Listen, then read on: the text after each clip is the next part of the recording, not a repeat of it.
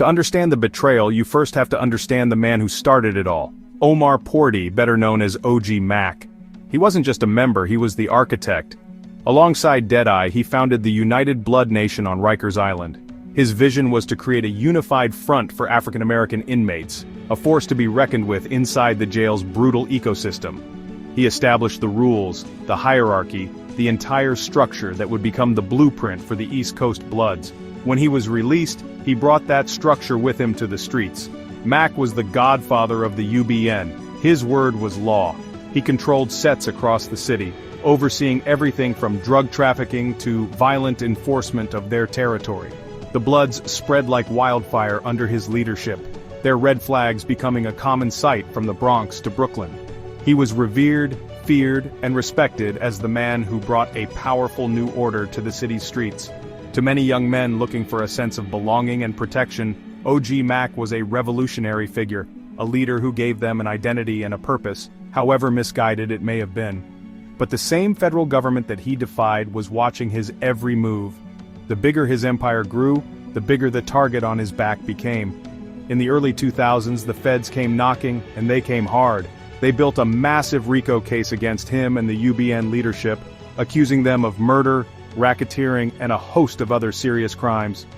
The evidence was overwhelming, and OG Mack, the powerful founder, was looking at spending the rest of his natural life in a supermax prison. The pressure was on. This is where the story takes its most controversial turn. Faced with an inescapable conviction and a sentence that meant he would die in prison, OG Mack made a choice that would forever tarnish his legacy in the streets. According to federal documents and informant testimony from his own co-defendants, Mack began to cooperate. He allegedly provided information to the government, laying out the inner workings of the very organization he created. He detailed the hierarchy, the rules, and the criminal activities of his own lieutenants. The man who created the Oath of Loyalty was now accused of breaking it in the most profound way possible. He wasn't just giving up names, he was giving up the entire playbook. This wasn't a low-level member trying to save his own skin. This was the king giving up the keys to the kingdom. The irony was staggering. The founder of a gang built on anti-snitching principles was now being labeled as the biggest snitch of them all by the people who once followed him without question. His cooperation didn't save him from a hefty sentence. He was ultimately hit with 50 years in prison, but the damage to his reputation was done. In the eyes of the streets, he was no longer OG Mack, the founder. He was a cautionary tale. His decision sent shockwaves through the UBN. If the Godfather himself could turn, who could be trusted? It planted a seed of doubt and paranoia that would fester within the organization for years to come.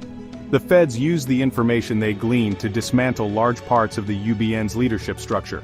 Mack's alleged cooperation provided them with a roadmap to the organization's core. It was a strategic masterstroke for law enforcement, a devastating blow delivered by the unlikeliest of sources. They didn't just take the head off the snake.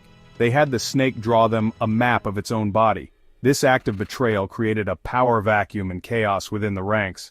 Different sets began to operate more independently, often feuding with one another. The unity that Mack had originally envisioned was fractured, perhaps irreparably. The foundation of trust was gone, replaced by a constant fear of informants in their midst, a fear that was validated by the actions of their own founder. Today, OG Mack remains incarcerated, a fallen king in a prison cell. His name is now synonymous with betrayal in the very circles that once hailed him as a hero. His story serves as the ultimate example of how the pressure of the federal justice system can make even the most hardened and powerful leaders break their own codes. The legacy of OG Mack is a complex one, a founder and a destroyer, a leader and, in the eyes of many, an informant.